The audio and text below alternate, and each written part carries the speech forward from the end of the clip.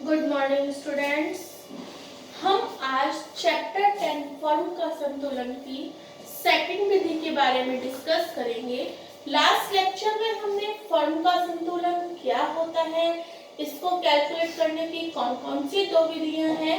तो फर्म का संतुलन जिस पॉइंट पर फर्म मैक्सिमम प्रॉफिट गेन करती है उस पॉइंट को हम क्या कहते हैं, उस बिंदु पर एक फर्म को संतुलन प्राप्त होता है, उस स्थिति को हम संतुलन की स्थिति कहते हैं।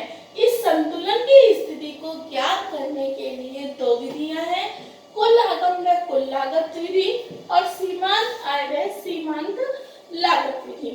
कुल आगम व कुल लागत विधि, जब फर्म की कुल आय कुल लागत से अधिक होती है तो फर्म प्रॉफिट गेन करती है, और जब फर्म की कुल आय कुल लागत से कम होती है उस कंडीशन में फर्म क्या होती है, हानि की स्थिति में होती है।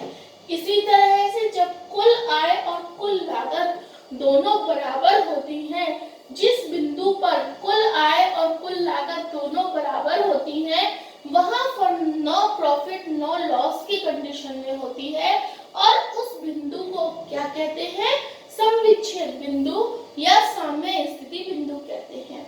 इसके बारे में हमने लास्ट लेसन में डिस्कस कर लिया था।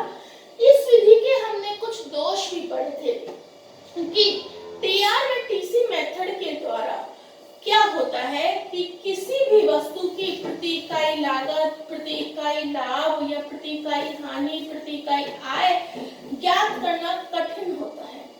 कुल आगम व कुल लागत विधि के द्वारा किसी भी वस्तु की प्रति इकाई लागत ज्ञात करना कठिन होता है। यह विधि अल्पकालीन विश्लेषण नहीं करती है। इस विधि के द्वारा अल्पकालीन विश्लेषण करना भी क्या होता है, कठिन होता है।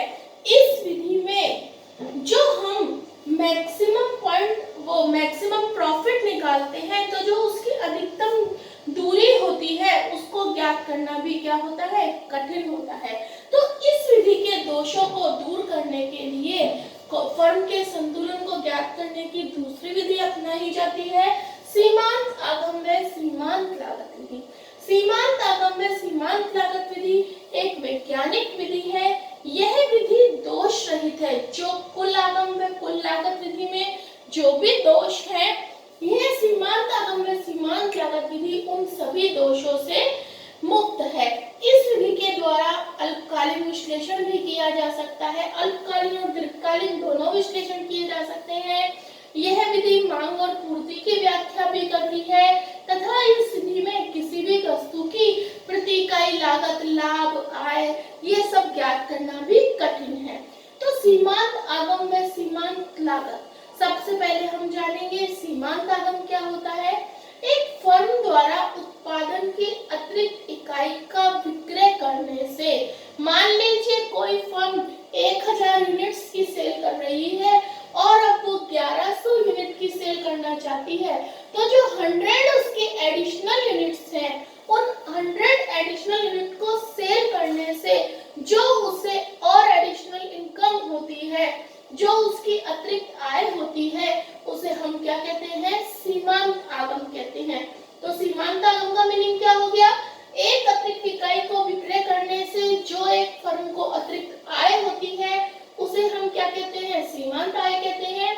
और उस जो अतिरिक्त विक्रय कर रही है उस वस्तु को बनाने में जो उसे अतिरिक्त व्यय करने पड़ते हैं, जो उसकी एडिशनल कॉस्ट आती है, उसे हम क्या कहते हैं, उसे हम सीमांत लागत कहते हैं।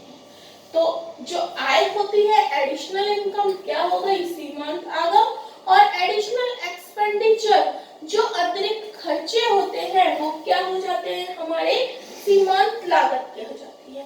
अब सीमांत आगम और सीमांत लागत, ये हमें पता है कि जब हमारी इनकम हमारे खर्चों से ज्यादा होगी तभी हमें लाभ होगा। यदि हमारी इनकम कम होती है और हमारे खर्चे ज्यादा होते हैं तो फर्म को हानि होती है। तो जब हमारी सीमांत आय सीमांत लागत से ज्यादा होती है तो उस कंडीशन में एक फर्म को क्या होता है, प्रॉफिट होता है। अब हमने यहाँ पर क्या पढ़ा था, टी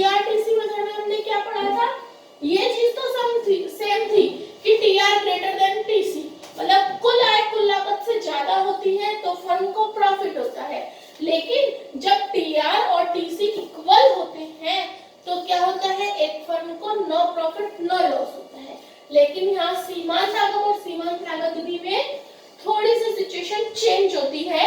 यहाँ पर जब सीमांत आय और सीमांत लागत बराबर होते हैं तो एक फर्म मैक्सिमम प्रॉफिट गेन करती है, मींस एक फर्म अधिकतम लाभ की स्थिति में होती है, जिसे हम एक फर्म का आदर्श उत्पादन कहते हैं।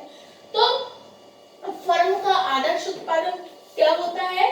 जब सीमांत आय और सीमांत लागत दोनों बराबर होती हैं, उस कंडीशन में एक फर्म अधिकतम प्रॉफिट प्राप्त करती है, अधिकतम लाभ प्राप्त करती है, जिसे हम आदर्श उत्पादन कहते हैं। अब सीमांत आगम और सीमांत लागत विधि से फर्म का संतुलन ज्ञात करने के लिए दो शर्तें होती हैं। वो दो शर्तें कौन कौन सी होती हैं? एक तो क्या होता है कि एमआर और जो एमसी होती है वो इक्वल होती है, और दूसरा क्या है कि जो एमसी कर्व है वो एमआर कर्व को नीचे से काटता है। क्या होता है? एमसी कर्व एमआर कर्व को नीचे से काटना चाहिए। ये दो कंडीशंस होती हैं। इन दोनों कंडीशंस के बारे में हम अपने नेक्स्ट लेक्चर में डिस्कस करेंगे। तो स्टूडेंट्स, आज के लिए इतना ही। Thank you.